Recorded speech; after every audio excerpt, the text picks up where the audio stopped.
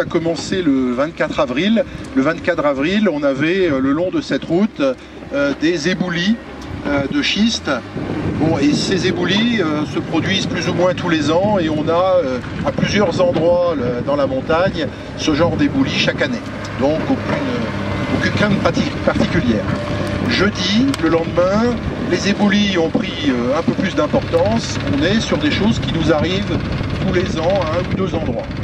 Et puis progressivement, dès jeudi, alors ça commence à prendre plus d'importance, au point qu'on fait venir un spécialiste du CEREMA, un centre de recherche et d'expertise, notamment sur les risques naturels. On commence à suivre le terrain et notamment il y a un ensemble rocheux qu'il vous présentera tout à l'heure qui se trouve se détacher avec une sorte de faille qui progressivement s'élargit heure après heure, donc on la suit de près heure après heure. Ça c'était le jeudi. Le vendredi, ça continue à s'aggraver au point qu'on met en place un alternat. On essaye de commencer à mettre en place des gros montagnes pour protéger la voie, mais la situation continue à se dégrader. On a de plus en plus de chutes. On fait arrêter nos agents pour pas qu'ils aient un chantier risqué.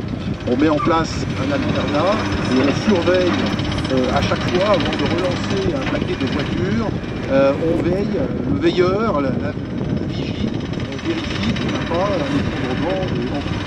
Et puis dans la journée de samedi, on suit les choses s'aggravent, de plus en plus de choses tombent, la faille s'élargit progressivement et on arrive à la conclusion que ça n'est pas raisonnable de continuer, même en surveillant la chose, qu'on a des risques importants. Vous voyez qu'on a affaire à des schistes et qu'à certains endroits, ces schistes forment des plaques et ces plaques, quand elles partent, elles peuvent partir sur la tranche, se mettre à rouler et ça devient en quelque sorte une arme en quelque sorte qui peut voir éventuellement traverser une voiture et blesser des gens. Donc la décision est prise dans la journée de samedi de fermer la route pour pouvoir garantir la sécurité des personnes.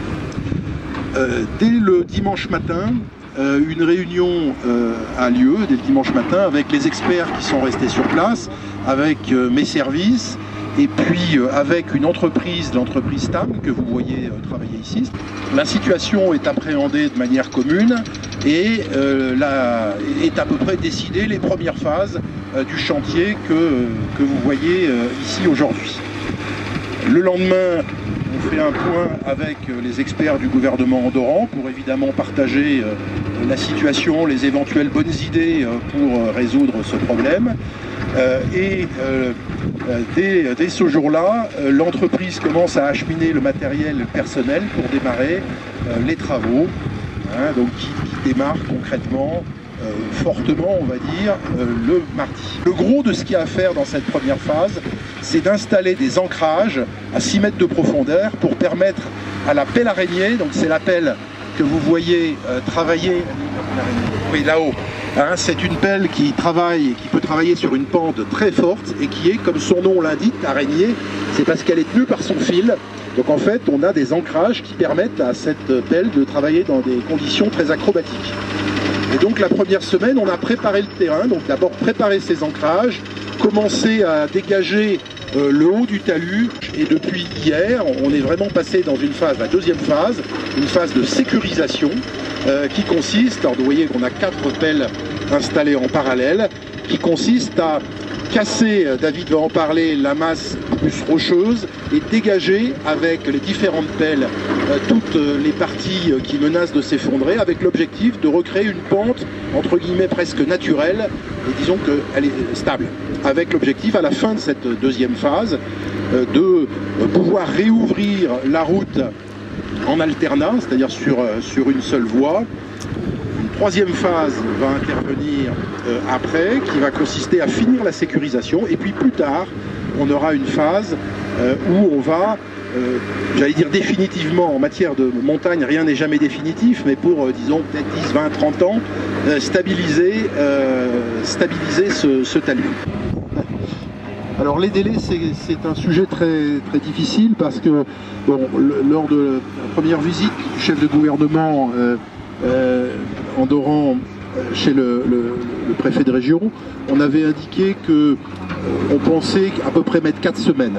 Donc ça fait déjà un petit peu plus d'une semaine, enfin une semaine. On pensait mettre 4 semaines en disant que voilà, peut-être qu'on mettrait moins. Aujourd'hui, ce qu'on peut dire, c'est qu'hier et aujourd'hui, on a commencé à bien avancer. Donc c'est positif, on avance bien. C'est un peu tôt pour être capable d'annoncer une ouverture. Notre objectif, c'est de cette semaine avancer le plus possible, de clarifier les choses.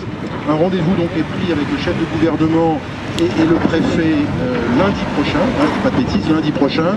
Notre objectif, c'est d'être au clair d'ici lundi pour pouvoir annoncer des choses relativement précises lundi prochain. Voilà. Mais ce qu'on peut dire, c'est qu'effectivement, on est plutôt dans une avancée très bonne par rapport à ce qu'on craignait. On craignait notamment que ce qu'on appelait le bloc, mais vous voyez qu'en fait, il se casse assez facilement. On craignait que ce soit de la roche beaucoup plus dure. Et alors à ce moment-là, le casser progressivement aurait pris beaucoup plus de temps.